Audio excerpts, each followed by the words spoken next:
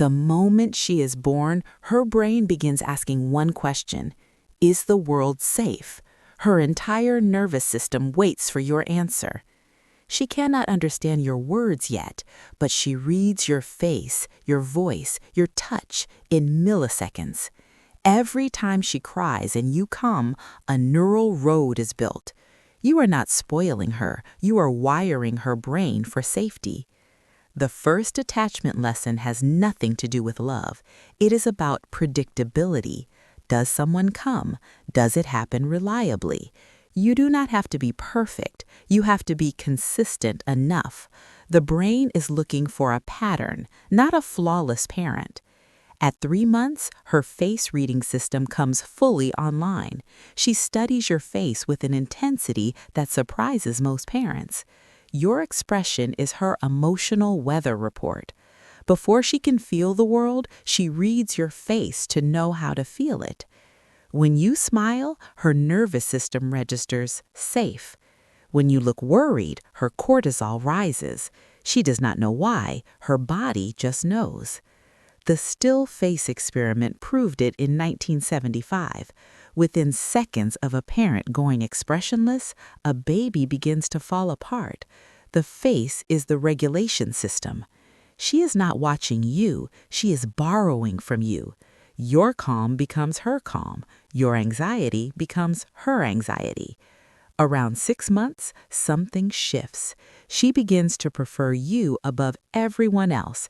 This is attachment beginning to crystallize. She reaches for you specifically, not just anyone.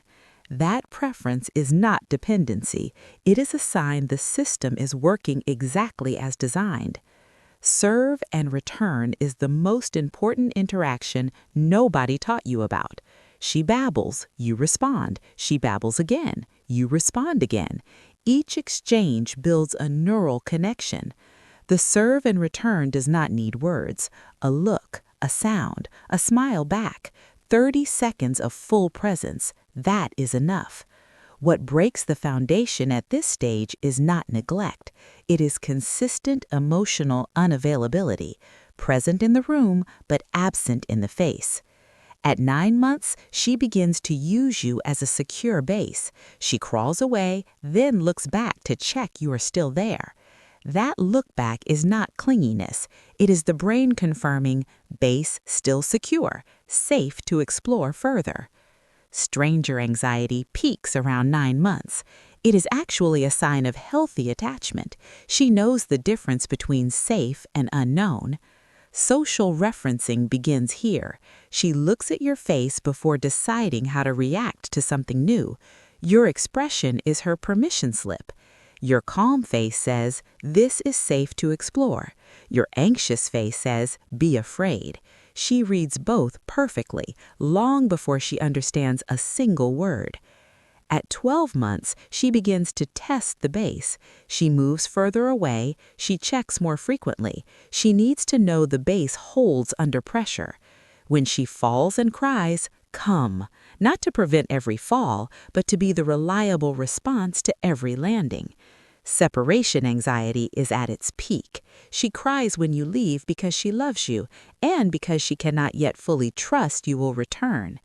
Every goodbye followed by a return teaches one lesson.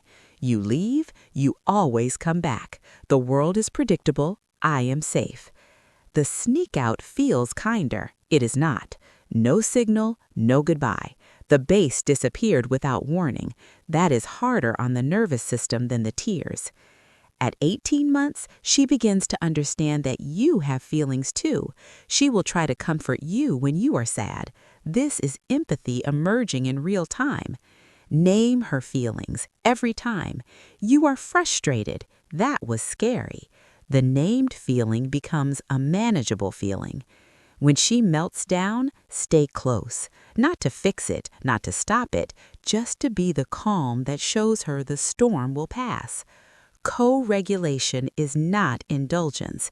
It is the process by which she eventually learns to regulate herself.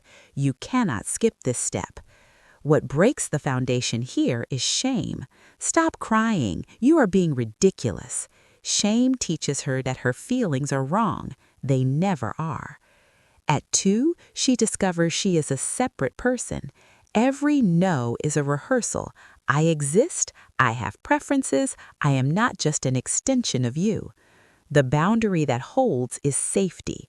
The boundary that collapses under pressure is terrifying, even if she is the one who pushed it. Give her choices whenever you can, not open questions, 2 options. The outcome is the same, the autonomy is real. She saves her worst behavior for you, not because she hates you, because you are safe enough to fall apart with.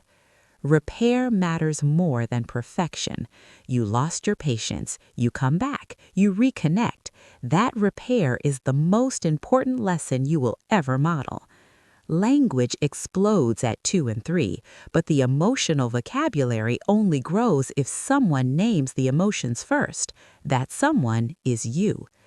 Play is the primary attachment language at this age. Getting on the floor, following her lead, letting her direct. 20 minutes changes the whole day.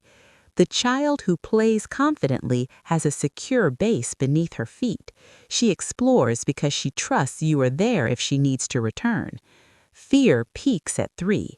Monsters, darkness, strangers.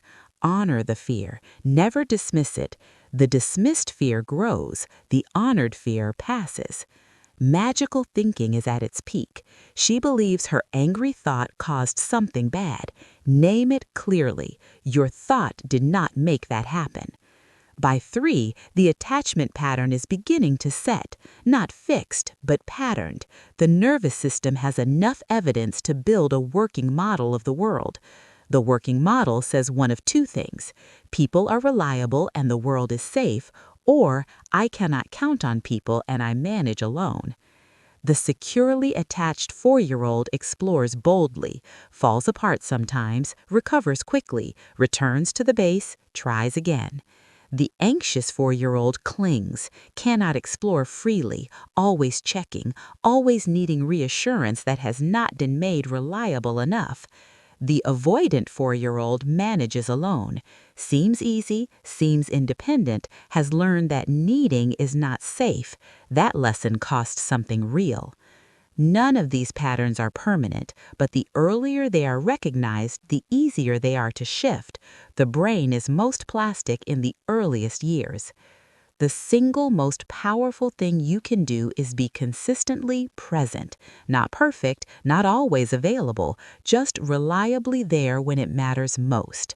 Attachment is built in ordinary moments, not the big dramatic ones. The bath, the meal, the bedtime, the look across the room that says, I see you. Did any of these stages describe your experience or your child? Tell me in the comments which age you are in right now. I want to know. Stay for the next video, because what happens to the attachment system when it breaks is one of the most important things any parent can understand, and it is never too late to repair it.